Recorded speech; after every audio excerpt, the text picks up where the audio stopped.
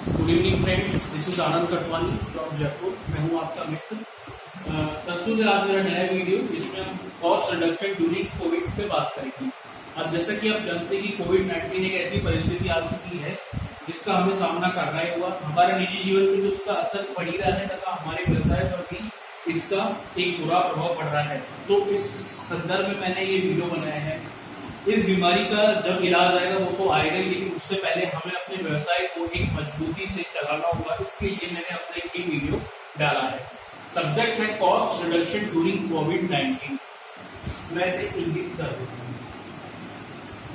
Points to work. सबसे पहले हम देखेंगे review your fix as well as variable product cost. आपका जो भी प्रोडक्ट है या जो भी आपकी सर्विस है, आप उसकी fix as well as variable cost को मेंटेन करके चलें। फिक्स खर्चे वो है जो आपको हर महीने देने ही देने हैं, चाहे आपका प्रोडक्शन हो या ना हो, सर्विस आप दे या ना दे। दूसरे आते हैं वेरिएबल, जो प्रोडक्शन के साथ साथ अथवा सर्विस देने के साथ घटते अथवा बढ़ते हैं। इन दोनों का रिव्यू करके हम अपनी कॉस्ट को कंट्रोल कर सकते हैं तथा अपना एक ऑप्टिमम लेवल को आगे लेके चल सकते हैं। दूसरा है ऑप्टिमम इन्वेंट्री लेवल। अगर आप एक मैन्युफैक्चरर हैं और प्रोडक्शन करने वाले हैं तो आपको अपना इकोनॉमिक ऑर्डर क्वांटिटी और इन्वेंट्री का मैनेजमेंट करके चलना पड़ेगा।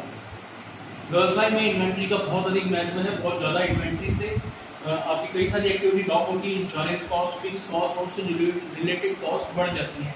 तो हमें उस लेवल को मेंटेन करते हुए चलना है। इस संदर्भ में अधिक वीडियो अगर आप कहेंगे तो मैं वो भी बना दूंगा। तीसरा है reducing wastage, normal and abnormal waste control. किसी भी व्यवसाय में, प्रोडक्शन में या कोई भी आप ऐसी सर्विस देते हैं, उसमें कोई अगर आपका इस तरह का कोई वेस्टेज होता है जो कि एक नियमित मानक के अंतर्गत आता है, तो वह नॉर्मल वेस्टेज कराया जाता है। इसे आप अपने कुछ तुलनात्मक विधियों से अथवा अच्छी उन्नत विधियों का उपयोग करके उसे कम कर सकते हैं।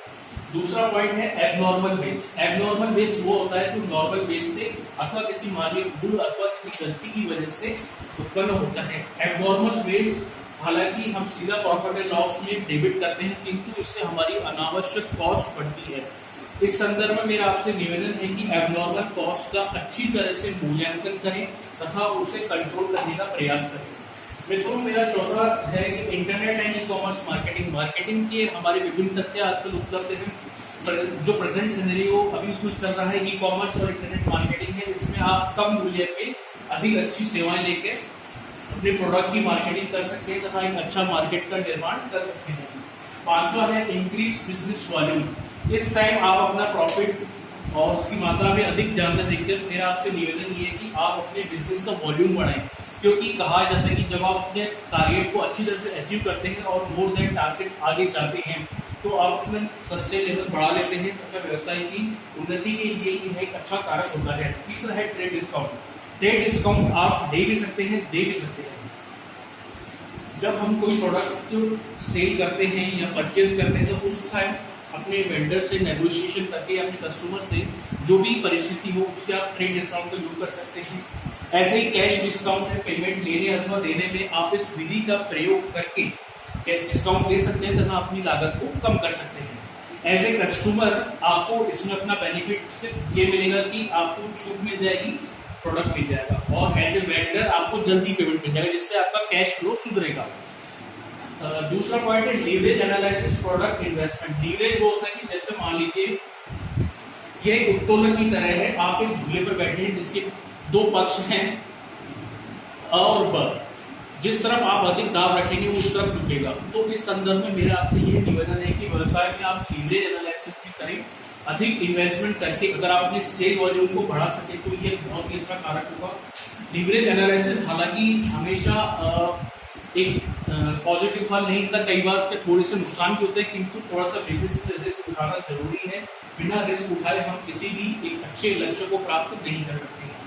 सातवां मेरा कथन है maintain a cost sheet format. हर व्यवसाय के लिए, चाहे वो सर्विस प्रोवाइडर हो या प्रोडक्शन से रिलेटेड हो, मैन्युफैक्चरिंग हो, वो सबको अपने कॉस्ट शीट फॉर्मेट रखना चाहिए। जो भी आपकी लागत आ रही है, लागत मानकों के अनुसार आप उन्हें तैयार करें, समझे तथा उसमें निरंतर सुधार की अग्रसर हो। ऐसा करने पर आपकी जो व्यवसाय की प्रोडक्शन अथवा सर्विस की लागत है वो निकल के आ जाएगी और अपना आप प्रॉफिट को आसानी से निर्धारित कर सकते हैं। इसके अलावा भी आपको अगर और अधिक मात्रा में उससे ड्यूरिंग कोविड आपको बिजनेस से रिलेटेड कुछ एक्टिविटीज या जो कॉस्ट रिडक्शन के प्रोग्राम हैं या कुछ और आप जानना चाहते हैं, आप मुझे कह सकते हैं। इस संदर्भ में आपके सुझावों का निरंतर मैं स्वागत करूंगा, आपकी क्वेरी का स्वागत है।